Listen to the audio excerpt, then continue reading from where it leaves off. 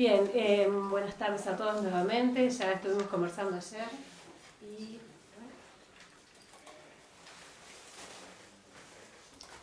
Cuando comenzamos a trabajar con videojuegos en las clases, una de las consecuencias es cómo cambia la dinámica, ¿verdad? Parte de eso es que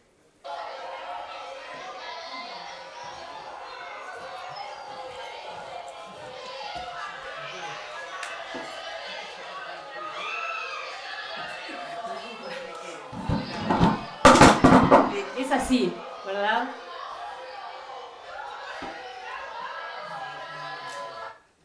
Ese es el sonido ambiente de las clases, en ese clima que trabajamos, que interactuamos y que todos nos nutrimos. Parte del desafío de vincular... te necesito.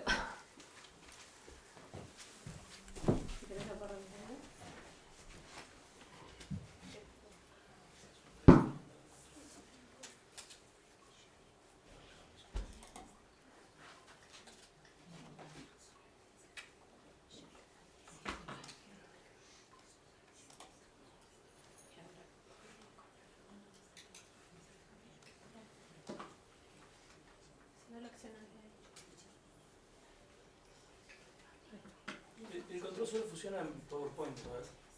¿Cómo? Solo funciona en PowerPoint los controles. Entonces lo puedo dejar.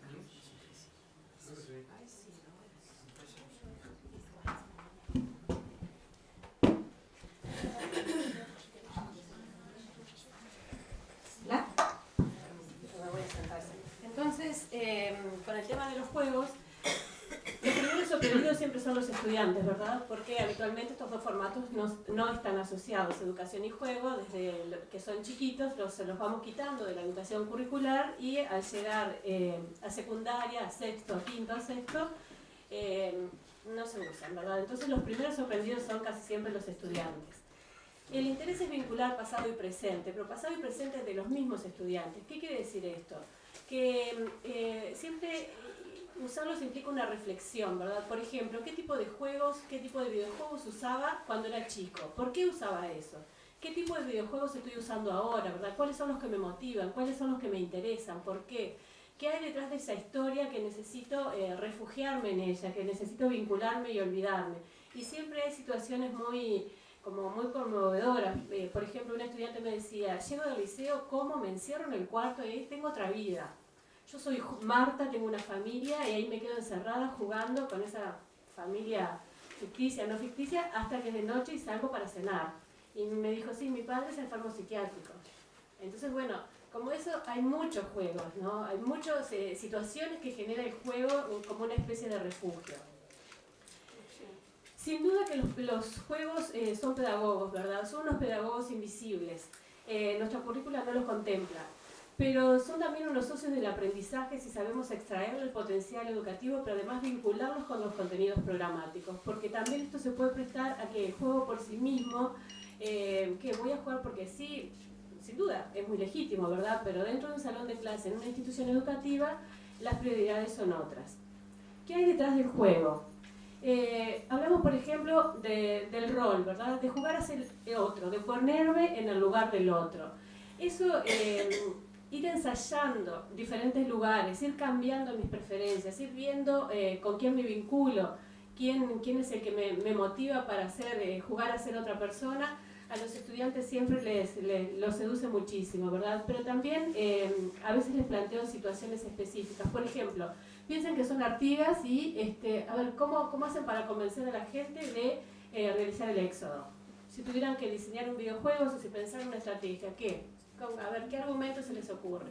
Vamos a ver, a crear un Sims uruguayo. ¿Dónde lo ponemos? ¿En un asentamiento o en un barrio privilegiado? ¿Por qué? ¿Cuáles son los estereotipos que me están proponiendo los Sims, por ejemplo? Y una chica me dijo, mira, los Sims, si no tenés plata no sos nadie, porque ahí si no tenés empleada doméstica no existís. Y esto dio para muchísimo, ¿verdad? Entonces, en ese ponerme en el lugar del otro, en ese cambiar el que soy, siempre enriquece muchísimo. Pensar la historia como un sistema, ¿verdad?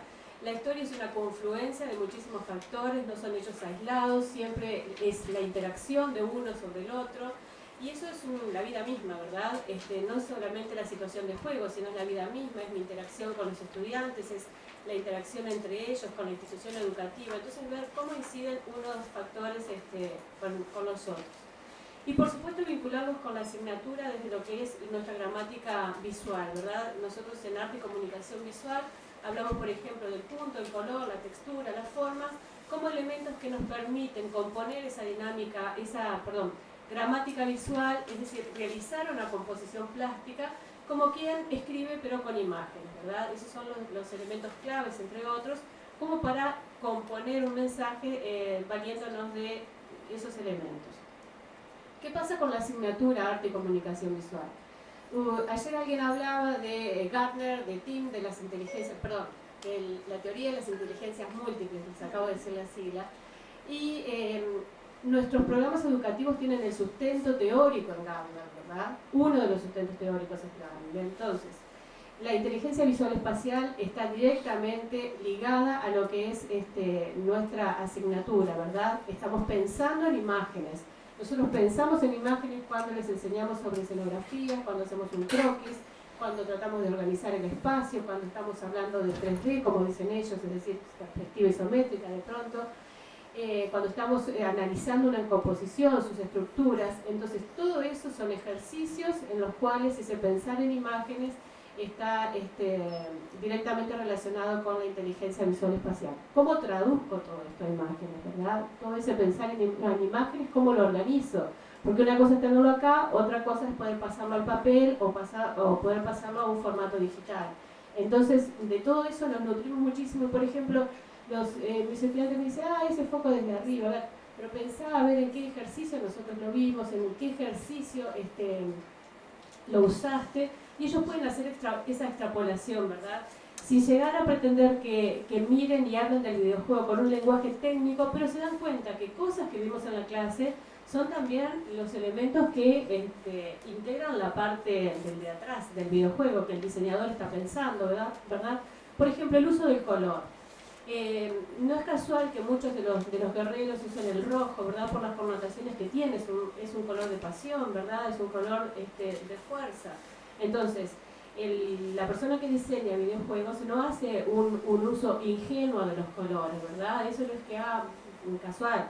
Sin duda que hay todo un conocimiento previo, y leyendo sobre la gente que se ocupa de esto, muchos de ellos decían que comenzaban el diseño en una servilleta, ¿verdad? Es decir, por más que tienen a disposición los medios tecnológicos, siempre empezaban como una especie de, lo voy pensando en voz alta, ¿perdón?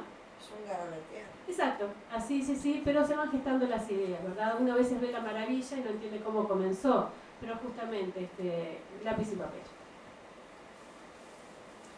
Y también tratar de sacar el potencial con lo que hoy comencé, ¿verdad? Siendo un espacio de reflexión. Y ahora les voy a transcribir algunas de las opiniones de mis estudiantes. Ustedes la pueden leer.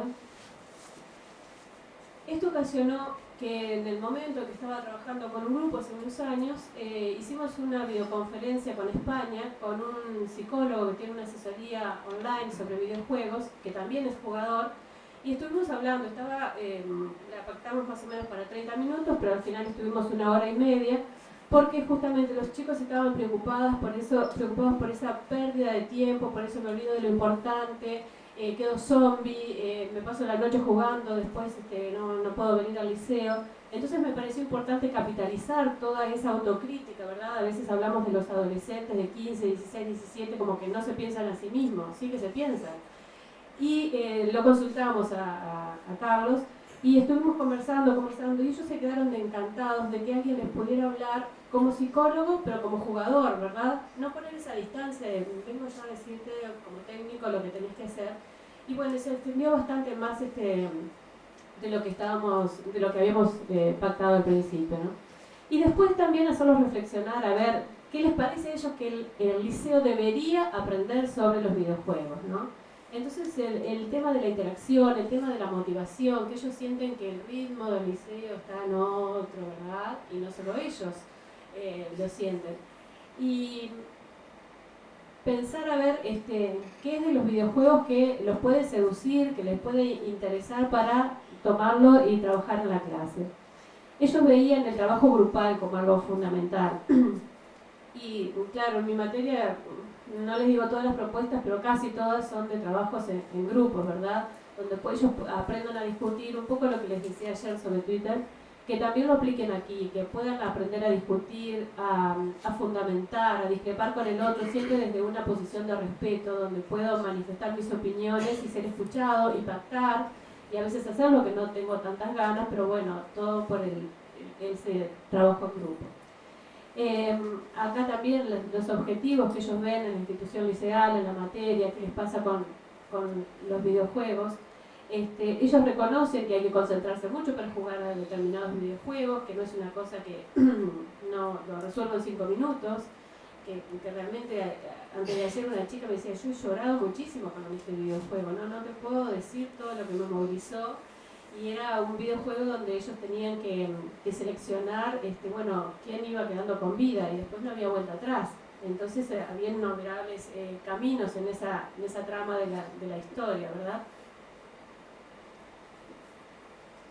Bueno, ellos siguen pensando, por supuesto, coincidimos, ¿verdad?, en tratar de jugar para aprender, de aprender para jugar, y sobre todo de vincular esos dos mundos, de encargarnos nosotros, los adultos, de abrirles la puerta de la clase y tratar de que en realidad el ritmo de dentro del liceo y el de fuera del liceo no sigan transcurriendo a velocidades tan diferentes, para vincular esas dos cosas. También Gonzalo ha venido un par de veces a mis clases y ha interactuado con los estudiantes, y algunos de ellos decían, yo no tenía ni idea que llevaba tanto trabajo hacer un videojuego, por ejemplo. O yo no tenía ni idea de que acá en Uruguay había una empresa que se dedicaba a hacer y a exportar videojuegos. Y ha venido otra profesional reconocida a nivel internacional, Ana Valdés, que también ha creado videojuegos, y bueno, las interacciones han sido muy, muy interesantes, justamente por poder descubrir potencialidades que ellos no tenían ni idea. Y entender también que, bueno, en esta casa, por ejemplo, pueden formarse para tener en los videojuegos una fuente laboral también. Gracias.